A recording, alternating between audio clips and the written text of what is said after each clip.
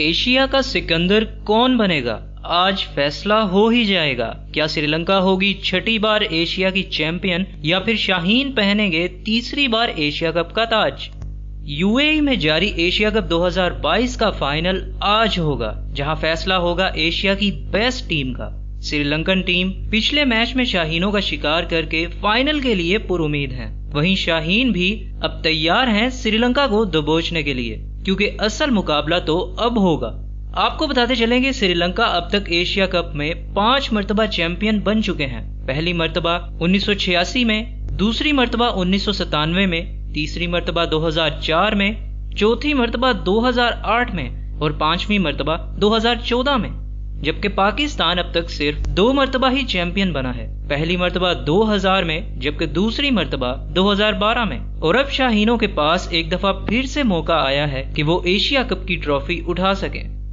कौमी cricket team के कप्तान बाबर आजम ने कहा है कि इस वक्त हमारा एक ही हदफ है कि हम फाइनल में अच्छा परफॉर्म करें और टूर्नामेंट जीतें। एशिया कप में हमारे मैचेस शानदार रहे हैं। एशिया कप में हमने बड़े टफ मैचेस खेले हैं। हम इस टूर्नामेंट में टीम बनकर खेले, फाइनल में भी टीम बनकर ही खेलेंगे। एक तरफ जहां पाकिस्तानी टीम इस टूर्नामेंट में अच्छा परफॉर्म करते हुए नजर आई, वहीं कप्तान बाबर आजम की फॉर्म को लेकर भी साबिक क्रिकेटर तशवीश का इजहार करते दिखाई दिए।